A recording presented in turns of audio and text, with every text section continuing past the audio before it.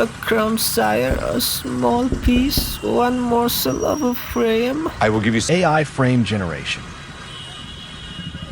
That is the best I can do. Well, I guess beggars can be choosers. Here we go.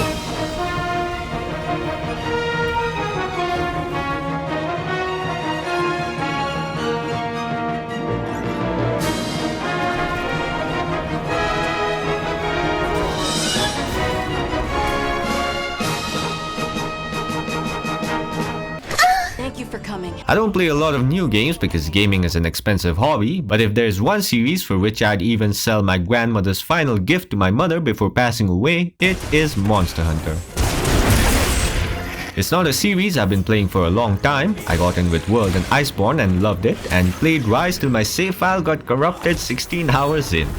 Good times. But I've tried but not dived deep into the older games. And yet I was as ecstatic as a cat who had been forced into slavery when Monster Hunter Wilds was first announced. When I saw the minimum requirements, however, I went, uh-oh. I had the bare minimum GPU and RAM, but my CPU... Just look at the benchmark comparisons. But I tried the Wilds benchmark and the game was walking, so I thought it'd be okay if the actual game ran on even 10 frames per second. Sorry, Mom. With frame generation on, the game was so muddy you could make a naughty video out of it, so I kept switching between lowest and medium graphics as I played to get a slightly better visual or gameplay experience depending on my mood. Slightly being the keyword here. But then stupid young me realized there's a quality option in upscaled graphics, and from there it was smooth sailing. Except the bugs, of course. Of course? How many courses? Very few. I'd seen people saying that Monster Hunter Wilds was serving crashes and glitches like an all-you-can-eat buffet. But despite my hardware, I only had 2 crashes. One glitch where I had to reload my save and a few minor glitches. Which sure is not as good as a perfect experience, but I'm sure that if you're not playing on the Abacus 3000 or something, you'll get at least 30 to 40 FPS with frame generation. Which yes, lazy, yes, bad company, yes, hard agree and all that jazz. But I'm not good at tech. I don't know how well the game should work on my system. I just know that while playing with frame generation on, I wasn't thinking, damn you, frame generation! I was having fun. But keep in mind that I finished Assassin's Creed Black Flag when it first released at probably like 10 FPS because the audio was completely unsynchronized with the visuals, unsynchronized, and also DMC5 in the lowest resolutions, so you might not want to listen to my opinion. Looks like this won't be a total waste of time after all. But the performance being what it was, how was the game? I have good news for all the poor folk out there, because Monster Hunter Wilds is going to turn your tables and turn you into the upper class. Because you are part of a party of colonizers in a wild land with comparatively primitive cultures. Shake hands. So of course, just like in real history, your aim as a colonizer is the benefit and enriching of the local natives. What happened, good man? Pranksters. We'll help you out, boys. Like introducing to them the concepts of weapons and fighting. They wield powerful tools and knowledge of monsters far greater than our own. So you gain their trust, encroach slowly into their lands. Do you mind if we set up over by the gate? Then put them to work. The guild will take things from here. Just keep working! Yes, Queen. Order those blacksmiths who are also black. Gemma, quick to the good cop, bad cop routine. Can't just march in as outsiders and decide. Right. But we're running out of time. The lives involved take priority. The guild will take things from here.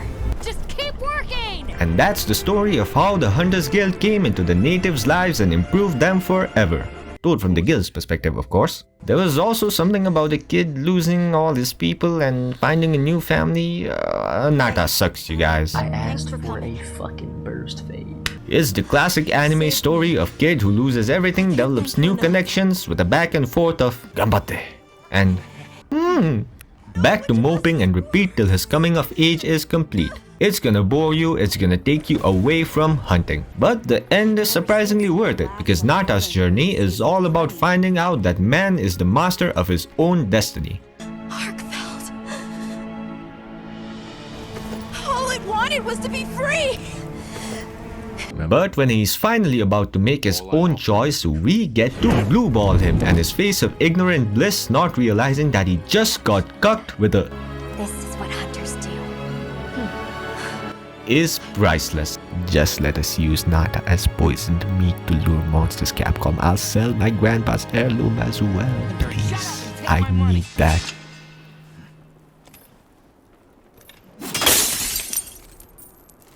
So no hate, yeah? Now the story ends at low rank, and the common consensus seems to be that the game truly opens up only from high rank. Most people were dissatisfied that your ability to explore the world at your own pace was taken from you in low rank, so... Hello? Who's this? Me? I'm People. Wrong number. I thought my dreams of being the upper class were finally coming true, but Capcom hangs the cat right in front of my eyes with a rich and beautiful world and pulls a US education system on me by chaining me to walk and talk sections for every mission. That tell me how great the world is, but just don't let me be free to conquer it on my own terms. I've seen some parts of the internet say that getting to collect materials from afar is a bit of a band-aid but doesn't fix the issue. But I would say it isn't even Band-Aid, it's Poison-Aid. Because we don't travel on foot, we have our trusty sacred companion who is just fast enough that I would get anxiety from FOMO and my attention would be on how I can grab everything around me before the sacred moves on instead of the dialogue. Sorry Capcom, but if I have to pick between the lament of a child who has lost everything and material possession, I'm picking material possession every time. Looking at the dialogue by itself, I didn't have a big problem with it. A lot of people seem to wish there was less focus on story, but I thought it was pretty decent. Of course, everything relating to Nata is, but the other characters were pretty charming. Olivia was my favorite. She's what the Italians would call a stand-up girl, because even though we're definitely him in the game, she made me feel like there wasn't just one good hunter in the entire world like in World or Rise. She has a team of her own and gets things done, and we even join hands from time to time to tag team the monsters. All the others are also great as long as the game isn't trying to do emotions. I think you can't get a finished product without all the components coming together, right?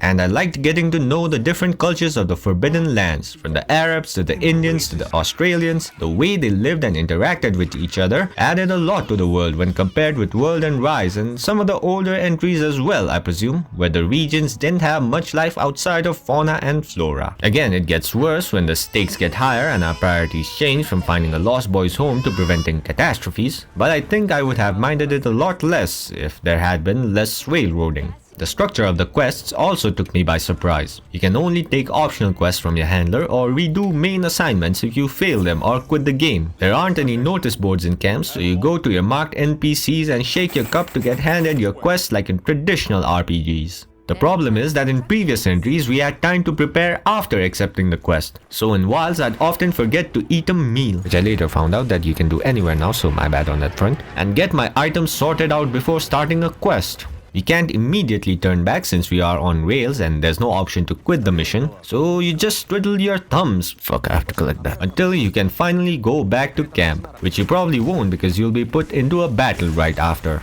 The worst is when the mission takes you to a different location and you're locked out of fast traveling to another region which has the materials you need to craft something like crank bombs which you wanted to use, and you just don't feel the freedom of a seamless world that was promised to you. The only saving grace is that you don't need much preparation because low rank is super easy. Or is it?